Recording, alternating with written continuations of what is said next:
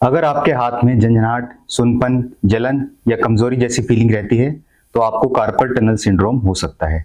Hello friends, आज मैं बात करूंगा कार्पल टनल सिंड्रोम क्या होता है, इसके क्या कारण होते हैं, इसमें क्या सिम्टम्स होते हैं तथा इसका इलाज कैसे किया जा सकता है।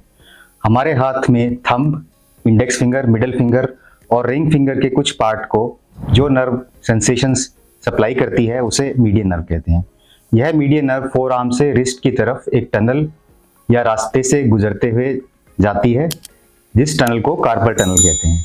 इसी टनल में मीडियन नर्व पर किसी भी कारण से अगर अत्यधिक दबाव पड़ता है या उसका निकलने का रास्ता छोटा हो जाता है तो उस मीडियन नर्व पर प्रेशर पड़ने की वजह से हाथ में झंझनाहट, सुनपन या जलन जैसी फीलिंग हो सकती है।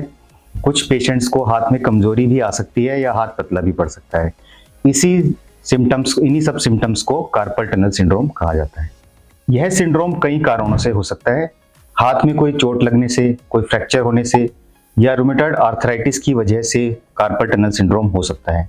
इसके अलावा हाइपोथायरॉयडिज्म, ओबेसिटी, प्रेगनेंसी या डायबिटीज भी कार्पल टनल सिंड्रोम का कारण हो सकती है। इस बीमारी का पता लगाने के लिए एनसीवी सबसे इंपॉर्टेंट या गोल्ड स्टैंडर्ड टेस्ट है। कुछ केसेस में एमआरआई भी इस बीमारी का पता लगाने के लिए किया जाता है। प्रिकॉशंस की बात करें तो कार्पल टनल सिंड्रोम से ग्रस्त लोगों को रिस्ट स्प्लिंट या कार्पल टनल स्प्लिंट पहनने की सलाह दी जाती है। ज़्यादातर रात में 4-5 घंटे पहनने से मरीज को काफ़ी आराम मिल सकता है। इस स्प्लिंट को पहनने से रिस्ट सीधी रहती है, जिससे मीडियन नर्व पर प्रेशर कम हो जाता है। इसके अलावा मरीज को यह भी सलाह दी जाती है कि वो हाथ की फ्लेक्शन या एक्सटेंशन मूवमेंट्स कम करे। जैसे टाइपिंग करते हुए काफ़ी ज़्यादा फ्लेक्शन मूवमेंट्स होती हैं, उनको अवॉइड करना चाहिए, या कोई ऐसा काम जिससे हाथ में वाइब्रेशंस पैदा हो जैसे ड्रिलिंग, इस तरह के कामों को अवॉइड करने की सलाह कार्पल टनल सिंड्रोम के पेशेंट्स को दी जाती है।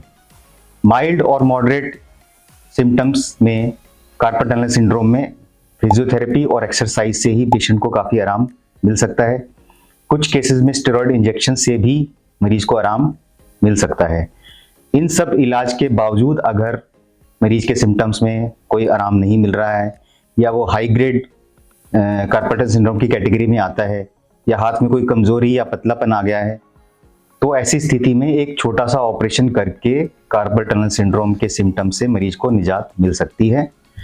इस ऑपरेशन में कार्पल टनल को जो कवर होता है, जो ट्रांसवर्स कार्पल लिगामेंट जिसको कहते हैं, उसमें एक कट दे दिया जाता है, जिससे मीडियन नर्व के ऊपर से प्रेशर रिलीज हो जाता है और मरीज को इन सिम्टम से निजात मिल सकती है।